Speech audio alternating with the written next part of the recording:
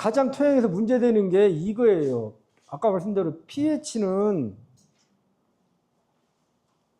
우리가 혈압이라도 혈압약은 한 번 먹으면 그래도 큰 부작용이 없잖아요. 저도 혈압약인데 야는 우리가 말하는 사람으로 하면 당이라는 거예요. 당은 조절도 어렵고 관리 잘못하면 문제가 생기는 게 이게 토양에서 가장 문제되는 게 이 염농도예요. 염농도를 뭐라고 하냐면 선생님들이 모든 좋다고 준 비료 성분이 땅속에 얼마 정도 있는가를 나타내는 수치예요.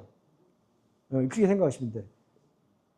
수치. 그러니까 요소, 인산, 가리, 영양제 막 다 줬어. 그게 식물이 먹고 토양에 남은 거. 내가 모든 성분을 다 먹고 몸에 남아있는 게 당이나 듣기 토양에 남아있는 것을 뭐가 얼마쯤 남아있는 걸 잘 모르니까 통틀어서 한번 수치를 재봤어. 그 수치가 높은 게 그 수치를 나타내는 염농도예요. 그래서 이 수치는 높으면 안 돼. 낮아야 돼.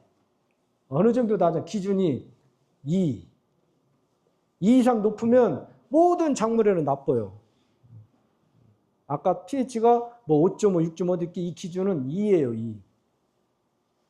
그래서 아까 말씀대로 석회, 마그네슘, 나트륨, 이게 칼륨, 황산, 이게 다 준 비료. 예를 들면 염화가리를 주면 이렇게 다 이것이 비료 식물이 먹고 남아 있는 것이 염류, 이씨 다 그래요. 이걸 통틀어서 우리가 말하는 염농도라고 합니다. 이것을 이해하기 쉽게 말하면 사람으로 하면 당. 그래서 아무리 좋다고는 친환경 비료나 요소나 유황 이렇게 주면 모든 비료는 이렇게 됩니다. 쉽게. 아모니아태로 변하고 질산태로 변해요. 이렇게 토양에서. 이게 변하지를 않으면 식물이 흡수를 못해요. 요소를 주면 요소를 그냥 식물이 흡수를 못해. 친환경 비료 선생님들이 좋다고 줘도 이게 요 상태로 변해야 돼요. 네. 그러니까 친환경 비료라고 유기질 비료라고 줬는데 형태는 유기질 비료고 우리가 돈분 탭인데 비료가 먹는 것은 뭘로 변하냐? 요소로 준 거랑 똑같이 이 상태로 변해야 돼. 이 상태로. 그래야 식물이 흡수를 해요. 그래서 이 상태는 식물이 이렇게 흡수를 해. 그죠? 나머지 이 상태로 되는 것은 우리가 비료라 준 고토 비료, 철, 칼리, 영양제라 준 철 이런 성분하고 이렇게 붙어버려요. 이렇게. 그래서 석회, 질소, 석회하고 질소가 붙어가 석회, 질소. 저렇게 붙어가지고 토양에 하얗게 남아. 이게 분해가 안 되고 그냥 토양에 깔려 있는 거예요. 아까 화면 수박 그럴 때 하얗게 변하잖아요. 그 대부분이 이 석회 질소예요. 이게 비료 성분인데 물이 녹지를 안 해. 결합해가지고. 그게 이제 깔려 있는 거예요. 이게 비료를 많이 주면 식물이 많이 흡수를 해야 하는데 흡수를 다 못하고 남아있는 성분이 이 성분대로 돼 있는 거예요. 또 염화가리를 주면 K는 야가 다 먹어요. 이렇게. 그죠? 물어보 K 부족은 다 먹는데 염화가리가 CL로 남아가지고 이것은 뭐도 보냐면 이 성분대로 붙어가지고 뭘로 변하냐면 석회에 붙어가지고 염화칼슘으로 변해요. 염화칼슘이 비료도 염화칼슘이 있지만 똑같아요. 눈 올 때 뿌린 염화칼슘이 있죠? 그게 이 성분이에요. 그러니까 주고 난 비료가 남아서 다른 것도 붙어가지고 비료 성분 역할을 못하고 식물 자라는데 해를 끼치는 거예요. 근데 이게 남아있는 가장 영향 미치는 영향가 pH가 안 맞으면 이 성분이 녹지를 안 해요. 그 상태에 있고 또 주면 또 쌓이고 그래요. 그러면 자꾸 이 성분은 토양에는 많이 있는데 식물이 흡수를 못하니까 부족한 줄 알고 또 주고 그러니까 자꾸 이게 나쁜 상태로만 토양이 변하는 거예요. 정상적인 토양에서는 이 준 식물이 이렇게 흡수를 해요. 근데 나쁜 토양에서는 그냥 단적으로 표현했지만 이렇게 이게 뭐냐면 선생님들 김장채를 대추 절이죠. 소금물에 절이면 소금물이 진하기 때문에 배추에 있는 물이 다 빠져나가는 거예요. 이해됐죠? 이게 높으면 여기 있는 양분이 물로 흡수되면서 들어가는데 여기가 농도가 높으면 이게 소금물 정도 농도가 높아버리면 여기 있는 것이 이렇게 빠져나가 버려요. 그래서 작물이 그 노지에서는 별로 없지만 이게 시드는 이유가 이것 때문에 그래요. 자꾸 이게 뺏겨. 가져가는 힘보다 뺏기는 힘이 커가지고 뺏겨 이게. 저 염농 수치가 높아지면. 토양 속에 양분이 많이 나오면. 그래서 문제가 되는 거예요. 그래서 우리들이 많이 준 이 비료 성분이 이런 성분으로 남아가지고 토양에서 이제 쉽게 말하면 녹지 않는 성분이 이렇게 굳어 있어가지고 이게 우리가 말하는 염류장애, 연작장애 이렇게 얘기를 하는 거예요. 근데 이게 다 비료 성분이에요. 이 비료 성분이 이렇게 녹으면 이게 녹으면 이게 석회비료예요. 이렇게 녹으면 아까 질산때, 질소 이게 다 이게 마그네슘, 카리. 근데 이게 안 녹아. 토양에 그냥 쌓여 있는 거예요. 그래서 이렇게 많이 준 비료들 있죠. 이게 돈 주고 사는 비료들. 이게 작물이 먹고 토양에 남으면 아까 말한 대로 그런 나쁜 물질 그걸로 변하는 거예요. 결국에 가서는 그 석회를 넣어서 석회를 뿌려서 중성화 시켜가지고 토양에 나와 있는 그 축적된 그 영양분들을 활용하게끔 해줘야. 네, 그러니까 이런 성분이 있는데 pH가 안 맞으면 이게 잘 안 녹아. 그러니까 석회를 맞춰서 이 성분을 좀 녹아서 양분 흡수를 좋게 만들어주라. 이제 그래서 이게 이 실험을 한 거예요. 다른 거 다 시키고 염농도로 했을 때 예를 들면 7 정도 되면 이 정도 되는데 정상적에서 이렇게 이게 이 자체가 아까 말했는데 영분 흡수를 못 하게 해요. 내 토양에서 양분이 많이 있으면. 우리가 알잖아요. 당이 높으면 자꾸 영양가 없는 걸 먹으라고 하잖아요. 그거랑 똑같아요. 내 위에 당이 높은데 아무리 좋은 음식 먹어봤자 내 몸에 악영향 미칠 게 토양에도 이 조건이 안 맞으면 아무리 좋은 영양제를 줘도 나는 돈 주고 좋은 걸 줬는데 식물 입장에서는 필요 없는 것만 자꾸 주는 거예요. 먹을 거 많이 있는데 또 여기다 주냐고. 먹지도 못한 영양분이 많이 있는데 그 시기에. 차라리 토양에 있는 양분이나 다 먹게끔 만들어주라고 지금 가가 말을 그렇게 누려 못 알아듣는 거예요.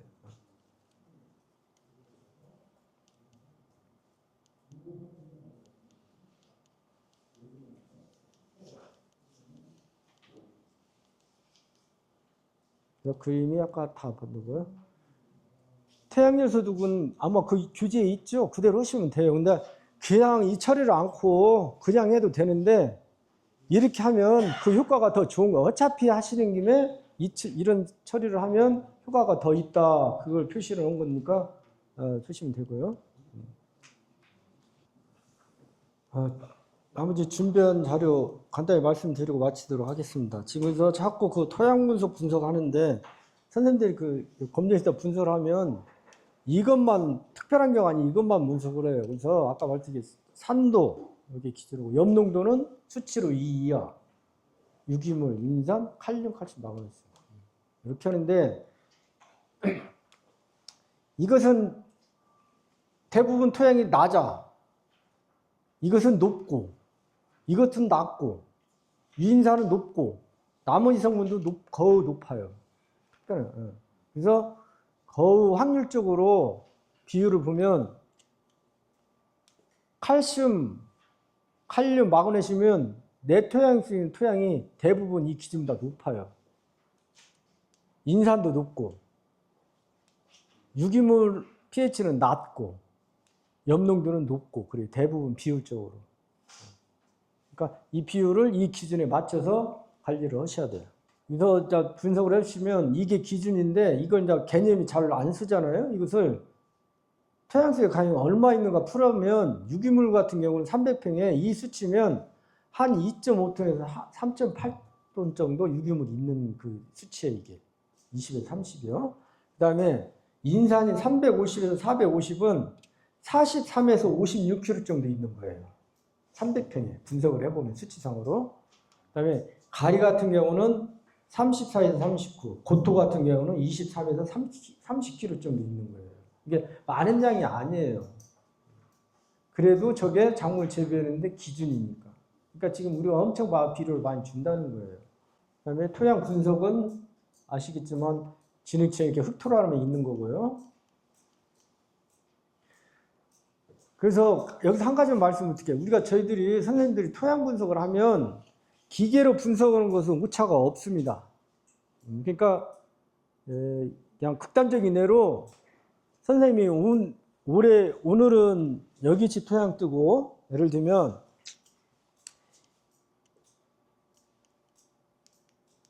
이게 토양인데 300평인데 오늘은 선생님이 여기치만 한 삽 떠다가 분석을 의뢰를 하고 한 이틀 뒤에 여기서 분석을 해서 의뢰를 해요. 그럼 이 수치는 100% 틀리게 나옵니다. 100% 틀리게 나와요. 그러면 보고 같은 토양을 이틀, 3일 만에 가서 떠주는데 왜 엉터리라고 생각하면 선생님 생각이 잘못된 거예요. 아까 이렇게 하우스에서 보니까 이 토양은 우리가 보면 똑같은 것 같은데 틀려요. 틀려. 그래서 차이가 어디서 나면 이 토양을 어떻게 뜯냐에 따라서 분석 결과가 정반대로 나올 수도 있어요. 여기서 분석하는 기계의 오차는 거의 믿으시면 돼. 기계가 하기 때문에 기계가 고장이 안 난 이상 우리가 병원에 가서 혈압을 재면 기계가 고장이 안 난 이상 똑같이 나오는 게 똑같아요. 근데 어떤 상태로 갔냐? 예를 들면 우리가 당을 측정을 하더라도 공복 상태로 갔냐 뭐 틀리잖아요. 그거는 똑같아요. 여기치 토양하고 여기치 토양은 근본적으로 틀려요. 그래서 이걸 일일이 다 할 수 없으니까 이 많은 면적을 평균 정도는 내야겠다 해서 여러 군데치 이렇게 떠야 돼. 떠서 합쳐가지고 그 중에 샘플을 골고루 합쳐졌다고 해서 거기서 한 1kg나 2kg만 갖다 주시면 이 토양 전체의 평균치가 나옵니다. 그러시고 좀 더 세밀하게 하시려고 하시면 내가 작물을 재배하는데 특히 하우스 같은데 같이 내가 똑같이 짓는데 해마다 이 부분에 잘 안 돼. 뭐가? 이 부분에서요. 그러면 이 부분만 선생님이 뜨고 분석을 한번 해보셔. 그리고 나머지는 한 수치하고 비교를 해보시면 뭔가 차이가 납니다. 차이가 안 나면 토양의 문제가 아니고 뭐가 문제냐? 다른 요인입니다. 그렇게 생각하면 돼요. 그러니까 작물을 재배하는데 유난히 이쪽 부분에 병도 생기고 작물이 잘 안 들고 시들고 가물으면 더 가뭄 피해가 먼저 나오는 것 같다면 이 부분만 토양을 한번 뜨시고 나머지 부분은 떠서 나온 수치를 비교를 한번 해보셔가지고 수치가 분명히 틀리게 나올 것이고 비슷하게 나온다 그러면 토양의 문제가 아닌 걸로 생각하시면 됩니다. 그것만 지켜주시면 토양에 대한 그 분석 오차는 없습니다. 그래서 보통 한 15cm 깊이로 뜨시면 돼요. 뭐 깊이 뜨면 뜰수록 좋다고 하는데 보통 저희들 작물 재배하면 위에 거듭 지프라이 같은 거 쌓고 낙엽 같은 거 걷어대시고 한 15cm 깊이로 그러면 삽으로 가서 한 삽 떠서 이렇게 가운데치 져서 비닐다 이렇게 담고 하셔가지고 갖다 주면 됩니다. 갖다 주면 책임은 이제 길센터 책임이잖아요. 비료 성분 얘기를 한 20, 30분만 드리도록 하겠습니다. 선생님들 많이 주는 비료가 다 이거예요, 이거. 뭐 수백 가지가 나와도 이 규정에 다 들어가 있는데 아까 말씀드린 질소 비료, 인상 칼리지를 다 정해졌고 이 문제 지금 우리가 말하는 뭐 흔히 말하는 영양제라고 하는 비료가 비료 구분의 이비료예요, 이비료입니다. 그래서 시중 농약상이나 이런 판매상 가서 뭐가 고추가 뭐가 아니고 뭐가 아니면 전부 다 이비료를 우리가 뭐 영양제를 줘가지고 이 영양제는 효과가 좋으니까 얼마짜리 이건 효과가 좀 이게 나머지가 다 있는 거고 그 다음에 퇴비 부분은 이렇게 나눠주는 것이고요. 그래서 우리가 주는 비료가 질소, 인상, 칼륨, 황, 염소는 이동이 잘 돼요. 이게 비료 성분이 좀 부족해도 참 이게 야는 부족 오면 요소 같은 건 주면 바로 비료빨 나눈다고 하시잖아요. 이게 왜? 이동이 잘 되니까. 어려운 건 구리, 철, 아연, 망간 이런 거. 이거 안 되니까 피해가 나면 우리가 영양제로서 연면 시비를 하는 것이고요. 그 다음에 잘 안 움직여. 칼슘, 그것도 분소. 근데 이것은 대부분이 밑거름으로 많이 주잖아요. 그래서 미량요소. 근데 이제 우리들이 화학비료를 주고 뭐 친환경비료를 주고 뭐 준다고 하는데 그거는 저희들이 판단할 때 좋은 비료라고 하는 것이고 식물에서 바라볼 때는 똑같아요. 네. 사람들이 좋은 비료, 나쁜 비료 기준을 뭐 사람 기준에 환경적인 장면 뭐 이렇게 해서 뭐 친환경 비료, 이건 화학 비료 이렇게 구분했는데 식물이 먹는 것은 친환경 비료를 주나 유기질 비료를 주나 화학 비료 요소를 주나 아까 말씀하신 대로 미생물이 분해를 해서 화학 성분으로 변해야 식물이 흡수를 해요. 그러니까 내가 좋은 화학 비료, 유기질 비료, 친환경 비료를 줘도 아까 말씀드린 대로 토양 pH나 이게 안 맞으면 분해가 안 돼요, 이게. 일단 분해가 돼야 하는데 식물이 그럼 유박을 주면 유박을 그대로 먹습니까? 이게 유박이 분해가 돼서 비료 성분으로 바뀌어야 돼. 그러니까 좋고 나쁘면 사람이 정한 거 식물 입장에서는 이것 주나 저것 주나 비료 성분만 주면 되는 거예요. 말씀대로 요소 같은 경우는 이 상태로 변해야 돼, 이게. 유기질 비료를 주든 부산물 비료를 주든 이렇게. 이게 안 변하면 식물이 흡수를 못 해요. 그러면 이게 변하려면 아까 말씀하신 대로 토양 속에 주는 거잖아요. 토양이 이렇게 분해하게끔 조건이 맞아야 됩니다. 네. 뭐 비료를 많이 주고 적게 줘 떠나서. 비료를 주면 이 상태로 변해야 식물이 흡수를 해요. 가장 큰 요인이 pH, 그죠? 그 다음에 온도, 물도 있어야지만 또 미생물도 커야 하고. 요소주나 유기질 비료나 이 요소는 물에서 분해시키지만 유기질 비료는 미생물이 해가지고 이 상태로 되면 미생물이 다 갑니다. 이렇게 상태가 안 되면 흡수를 못 해요. 이게 좋은 비료냐 나쁜 비료냐는 개념은 사람이 나는 것이고 식물 입장에서는 이렇게만 분해시켜줘서 주면 식물은 다 좋아해요. 유기질 비료 친환경에 있는 질소가 좋은 게 아니고 똑같은 질소예요. 그러니까 이 상태로 변해주는 걸 토양에서 하게끔 관리를 해주셔야 돼요. 아까 이거 말씀드린 거고 양분이 겹힐 때 이제 우리가 연면시비 영양제 주는 조건이잖아요. 줬는데도 나면 pH가 안 맞고 지온이 나도 있게. 그러면 수분이 충분해야 하고 토양 pH가 맞아야 하고 지온이 낮을 때보다는 지온이 높은데 겨울철에 주는 것보다는 봄에 주는 게 효과가 훨씬 좋아요. 겨울철에 주더라도 그러면 한 낮에, 그죠? 그렇게 줘야 같은 주더라도 연면시변 효과가 좋습니다. 자, 우리가 다른 건 설명 안 했고 이게 지금 대부분의 영양제라고 하는 비료가 전문 용어로 미량 요소 복합 비료 법적으로 정해있어. 이게 성분 함량을 보면 붕소가 0.05, 구리가 0.05, 철 0.1, 망간 0.1 유성분이에요. 이걸 나중에 수치로 한번 계산해 드릴게요.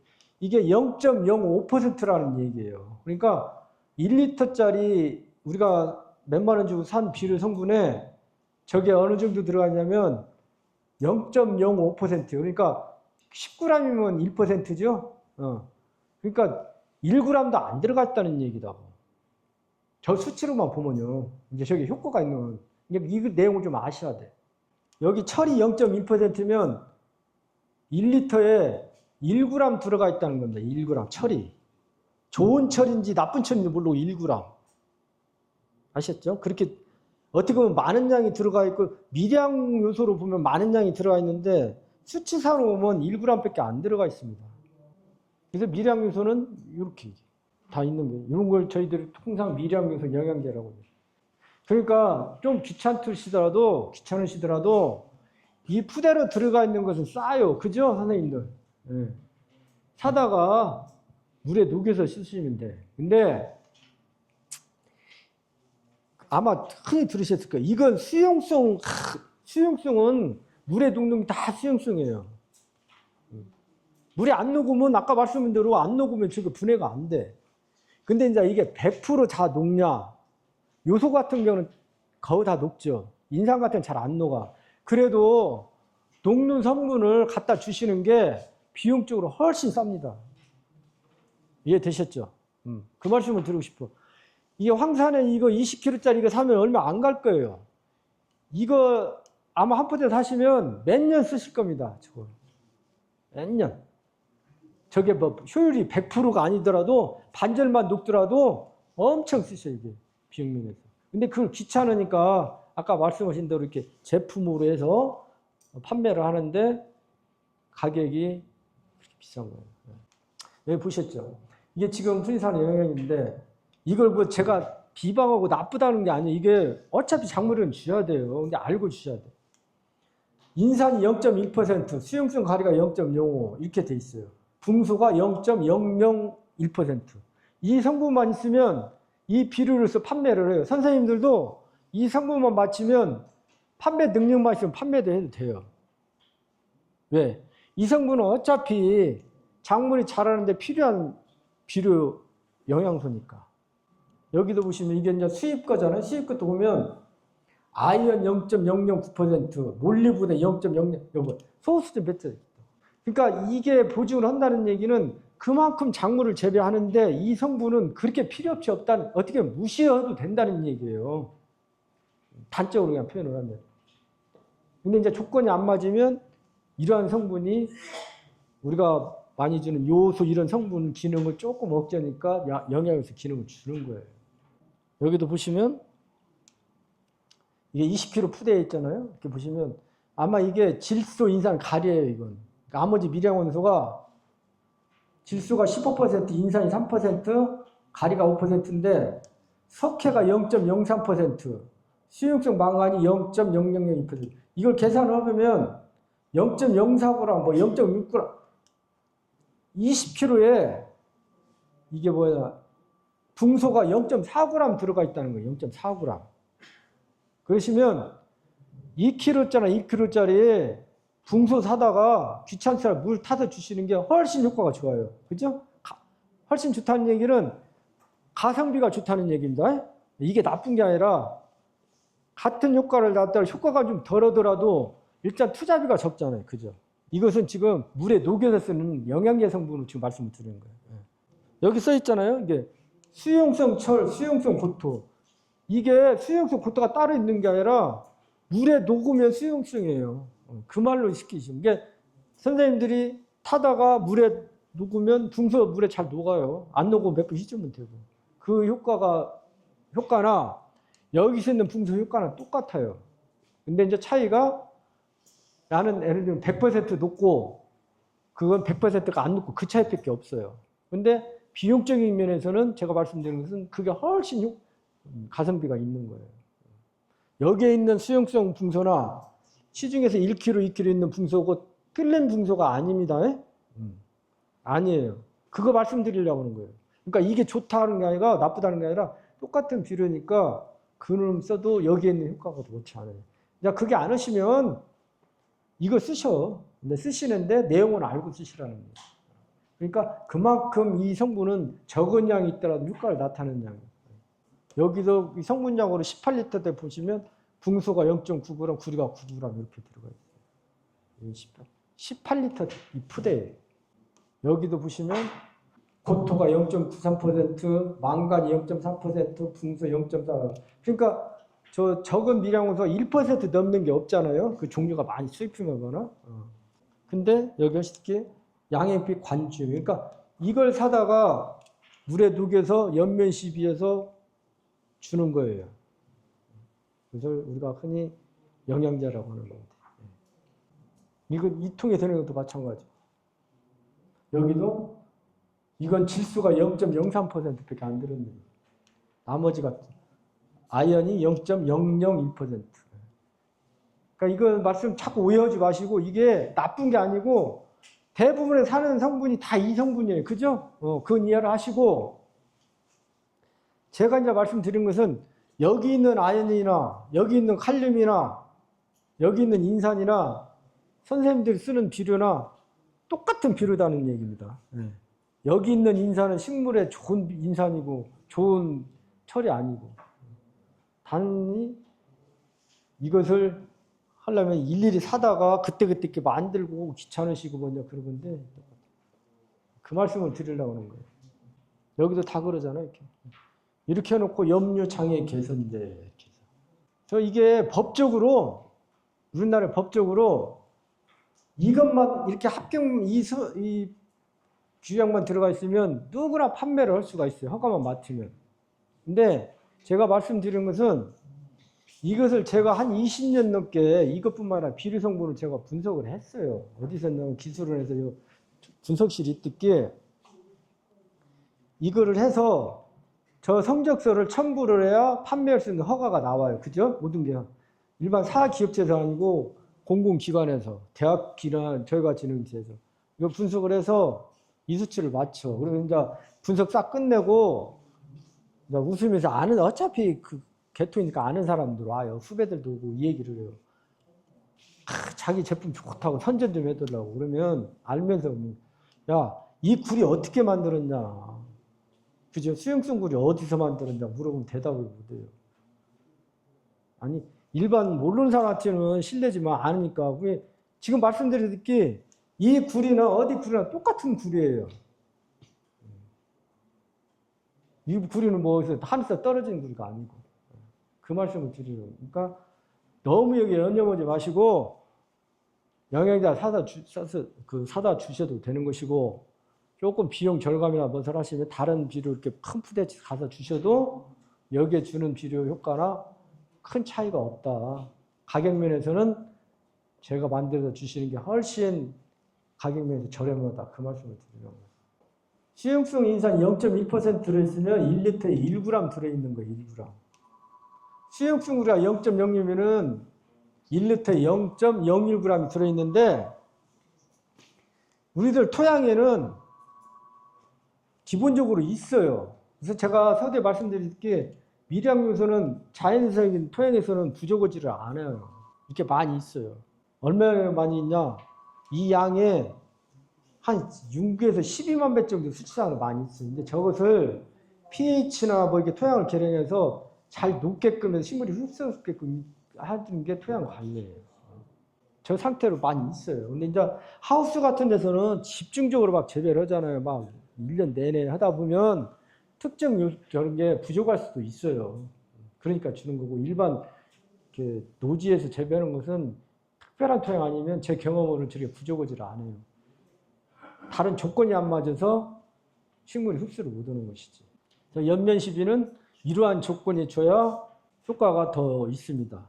바람이 특히 이 기온이 이 적당하고 있을 때가 이부 윗면보다는 이부 밑면에 뒤에서 흡수를 하거든요. 그 다음에 성숙한 것보다는 어린 잎에, 그러니까 신초부터 때문에. 그러면 같은 비료를 주시더라도, 같은 영양제를 주시더라도 효과가 훨씬 좋습니다. 지켜주시면. 같은 온도를 줬을 때 이렇게 차이가 납니다. 예를 들면 요소를 물에 타서, 옛날에는 그랬잖아요. 요소장 타서 연면시비하라고 10도 10대 줄 때는 26밖에 못 먹으면 20도에서 주면 87을 먹습니다. 100을 줬을 때. 특히 인삼 같은 경우에 온도가 좀 높을 때, 겨울철에도 온도가 높을 때를 주서 주시는 게 훨씬 효과가 좋습니다. 붕소비료는 아까 섞여 주시듯이 2년에서 3년에 한 번씩 한 300평에 1kg나 2kg 주시면 됩니다. 그냥 가격 차이에서 얼마 안 가잖아요. 저가 5,000원, 10,000원도 안 갈 겁니다. 다른 거 비교하면. 그러니까 그냥 약방에 감춰듣기에 석회도 그렇게 주시고, 붕소도, 특히 붕소 같은 경우는 하우스 원예작물 하시는 분들이 좀 결핍이 많이 생긴다고 그러는데, 노지 같은 거, 특히 두릅도 많은 투자해서 많은 효과 이상이 있습니다. 이게 그냥 약방에 감초식으로 모든 작물 재배하는데 붕소는 기본적으로 주시고, 이 붕소 성분은 모든 비료 성분에 다 들어가 있어요. 그죠? 원예 그 비료 보면 뭐 0점이 다, 대부분 다 들어가 있습니다. 그러니까 필요로 하니까 주시라고 하니까 한 1kg, 2kg 시중에 팝니다. 그 붕소나 비료 그 성분에 0.2% 들어있는 붕소 성분이랑 똑같아요. 그러니까 이것은 꼭 갖다 주시오. 잊지 마시고. 10,000원, 20,000원 투자, 뭐 2년에 3번, 매년 하는 것도 보통 한 2, 3년에 한 번씩만 하시면 붕소에 대한 걱정은 안 하셔도 돼요. 이게 정리를 하시면 300평에 1kg, 2년에서 3년 주기 이렇게 주시면 되고, 연면 살포 하실 때는 0.1%에서 2%, 그러면 1리터에 1g 정도, 20리터에 한 10g 정도 이렇게 주시면 됩니다. 한 말에. 연면 붕소 시비할 때. 그 다음에 특히 그 붕소 같은 경우는 뭐 배추 같은 거 재배할 때 특히 하잖아요. 뭐 안에 썩음 생긴다고. 그때 그냥 2, 3년에 한 번씩 주시고, 이렇게 이게 복합비료잖아요. 20일 날 여기에도 붕소가 0.2% 들어가 있어요. 그러니까 붕소비료를 꼭 주시라고. 1kg나 2kg를 2년, 3년만 한 번씩. 이거 말씀드릴게요. 킬레이트라는 말 한번 들어보셨죠? 안 들어보셨어요? 영양제 쓰시면서? 킬레이트 처리된 뭐 영양제여가지고는 저게 일반 판매물보다 훨씬 비쌉니다. 아마 한 번씩 들어보셨을 거예요. 이 킬레이트 처리가 킬레이트 영양제가 따로 있는 게 아니고 일반적으로 자꾸 영양제 하라고 하는데 복합비료, 액비료 쓰는 비료에 이 처리를 하는 거예요. 어떻게 하냐면 이렇게 하는 거예요. 이게 우리는 그냥 주면 아연 비료, 미량요소 비료를 주면 이 상태로 가는데 이 상태에다가 이렇게 씌워. 이렇게. 모자를 하나 씌워줘요. 인위적으로. 그러니까 이렇게 된 아연이 있는 게 아니고 이 아연 상태에다가 이렇게 모자를 하나 씌워줘. 그러면 이게 여기다가 나쁜 성분이 못 붙게 만들어주는 거예요. 이게 못 붙으니까 그 상태로 있다가 식물이 흡수를 좋게 만들어주는 거예요. 이론적으로. 이해되셨죠? 내가 가만히 있으면 어떤 놈이 와서 건드는데 보호막을 안 이렇게 쳐주는 거예요. 이렇게. 인위적으로, 약품으로. 만드는 제조회사에서 이렇게 처리해주면 아까 말했듯 이런 H 나쁜 것이 여기도 붙지를 못해. 항상 나는 식물이 먹을 수 있는 상태 존재를 하는 거예요. 근데 저 처리를 안 하면 이따가 다른 놈이 와서 나를 딱 건드려가지고 접해 씌우면 식물이 먹을 수 없는 상태로 되는 거예요. 아까 염류 집적됐다는 게 그거예요. 자꾸 나는 비료 성분인데 다른 놈이 붙어가지고 식물이 못 먹는 상태로 이렇게 있는 거예요. 근데 킬레이트를 하면 이렇게 모자 상태로 써서 다른 성분이 못 붙게 만들어줘. 그러면 아무래도 식물이 흡수하는 효율이 높아지겠죠. 그래서 킬레이트 처리제, 킬레이트 한다고. 그거예요. 그러니까 특별한 비료 성분이 아니고 인위적으로 사람이 이 처리를 해요. 근데 이 처리를 하는 게 여기 보면 이 DTPA 있죠? 이게 이 킬레이트를 만드는 화학 성분 약이에요. 저것을 이제 공장에서 처리를 하면 아까 같이 이렇게 모자가 씌여 있는 킬레이트 성분 영양제가 되는 거예요. 그래서 이게 보면 메이디카도 이렇게 킬레이트 이렇게 다 있거든요. 여기는 DTPA 6% 이렇게 리퀴드. 킬레이트. 이것은 아마 일반 하는 것보다 1.5배는 비쌀 겁니다. 효과도 있고요. 그게 그다음부터 킬레이트가 특별히 새로 만들어진 영양제가 아니고 한 번 더 가공을 한 거예요. 그 식물이 잘 흡수를 할 수 있게끔 그렇게 이해를 하시면 됩니다. 근데 그 킬레이트 처리가 여기 보시면 토양의 합성 킬레이트제인 EDTA 이거 하는 것보다 천연 킬레이트제인 돈분 액비와 볏짚 퇴비액을 50배 이식비를 처리한 후 이렇게 해도 효과는 똑같다. 이게 연구 결과가 나와 있어요. 그러니까 인위적으로 화학 제품 처리해서 킬레이트도 되지만 아까 말씀드린 대로 우리가 주는 동분 액비나 볏짚으로 만든 퇴비액도 이 성분 기능을 할 수 있다는 것이 연구가 돼 있어요. 그러니까 퇴비 같은 거 많이 주셔도 아까 말씀하신 대로 이 효과가 있어요. 이게 유기물이나 퇴비가 한 가지만 좋은 게 아니고 작물 자라는데 모든 면에서 이런 작용을 합니다. 그러니까 주시면 되고. 그러니까 일부러 킬레이트를 안 사시더라도 이런 걸 주시면 주는 효과가 있습니다. 그걸 말씀드리는 거예요. 그 다음에 이제 미생물 제제가 또 따로 팔잖아요. 미생물 제제. 이게 이제 정식 비료로 등록이 돼가지고 국내 시파를 하는데 이걸 좀 한번 유심히 보셔봐요. 그 미생물 제제 뒤를 보시면 CFU라는 말이 써 있어요. 그러면 이 CFU에 이 숫자가 미생물 수가 몇 마리 있는가를 나타내는 거예요. 그러니까 이 숫자가 높을수록 지금 이것은 10의 8승, 10이 8개 있다는 건데 이 숫자가 높을수록 여기에 있는 미생물 숫자가 많다는 겁니다. 그러니까 같은 미생물제 쓰더라도 같은 종을 사시면 이 숫자 높은 게 미생물 수가 많은 거예요. 그걸 나타내는 겁니다. 이게. 이게. 그러니까 여기 1 곱하기 10의 8승보다는 1 곱하기 10의 11승 사면 이것은 억개인데 이건 1000억개. 이게 이거에 1000배가 많은 거예요. 그렇게 이해를 하셔요. 이거 그 말씀 드리려고 하는 거예요. 그래서 같은 비료를 사시면 미생물은 이 수치가 높은 게 미생물 수가 많다. 근데 저희들 연구하시는 분들이 분석을 해보면 우리나라 토양에 평균적으로 정상적인 토양에는 미생물이 이렇게 많아요. 이 1000억 개에 100만 배가 많습니다. 좋은 미생물이죠. 나쁜 미생물이죠. 토착 미생물인데 이 미생물이 아까 말씀드린 대로 농약 주지, 주지 뭐 해가지고 살 수 있는 조건이 안 돼. 특히 이제 여름 이런 때는 조건도 바쁜데 겨울 같은 때는 이게 줄어들어요.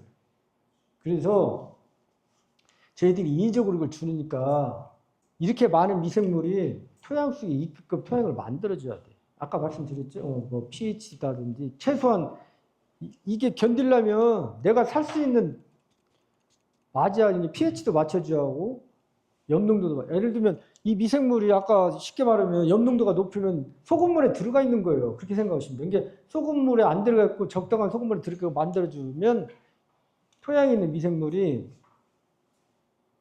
활용하는 게 훨씬 효과가 있다. 그 말씀을 드리는 거예요.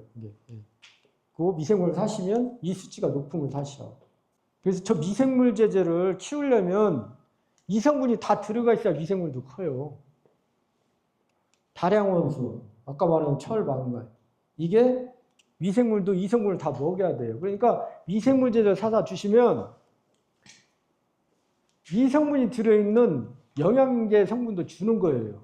단순히 미생물만 있는 게 아니라 여기서 장수를 해서 미생물을 배양을 하면 저 성분을 다 줘요. 미생물 먹이를. 그러니까 주면 효과가 있으면 내가 미생물 제제를 줘서 효과가 있는 게 아니라 미생물도 효과가 있지만 미생물을 안에 있는 미생물이 크게끔 만드는 액 자체가 비료원이에요.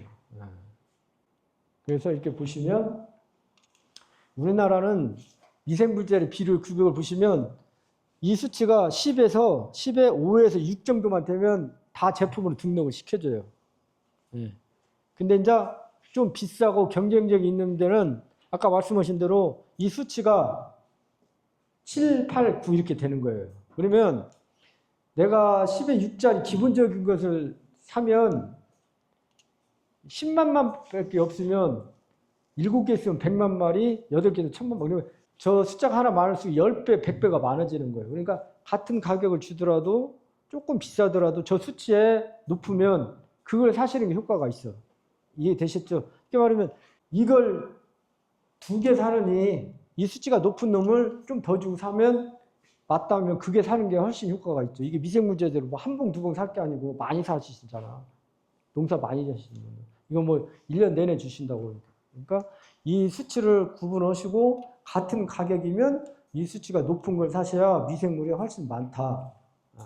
그 판매하시는 말만 듣고 뭐 좋다고 하지 마시고 좋다고 하면서 지르게 한번 보셔. 그래가지고 이 수치가 높은지. 그리고 이 수치가 5에서 6이 안 되면 제품을 판매할 수 없는 거예요. 그러니까 나쁜 거 지금 갖다가 파는 거예요.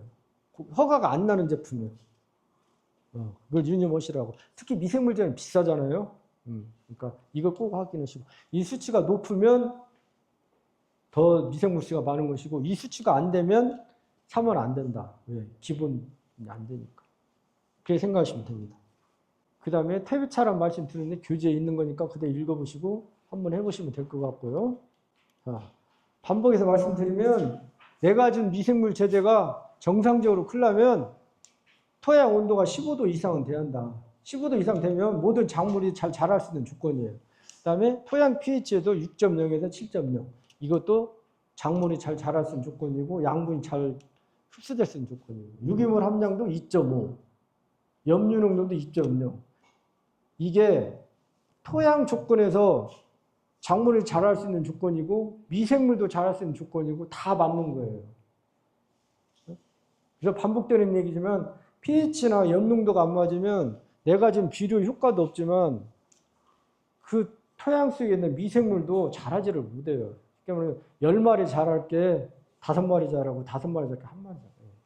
그래서 한 조건이 맞으면 다른 조건은 다 더불어서 되니까 꼭 pH를 작물에 맞춰서 키우는 게 아니고 그 조건이 맞으면 다 맞아요. 미생물도 맞는 거, 비료 녹는 것도 맞는 것이고 흡수하는 것도 맞는 것이고. 최소한 pH 뭐 염도 이런 것은 주시고 아까 비료 주실 때 탭이라고 해서 20kg짜리를 탭으로 생각해서 1,500kg 주시면 안 되는 것이고 거기서 말하는 탭이는 옛날에 외양간 탭이 기준이니까 탭으로 주시려면 300에서 400 그 기준에 맞춰서 주시고 더 주시려면 내가 더 준다고 생각하시고 주셔라. 뭐 제가 더 이상 얼마나 많이 주라 그렇게 말씀 못 드리니까 그렇게 하시고 제가 여기서 마치고 질문한 거 있으면 말씀드리면 제가 아는 범위 내에서 질문을 하고 마치도록 하겠습니다.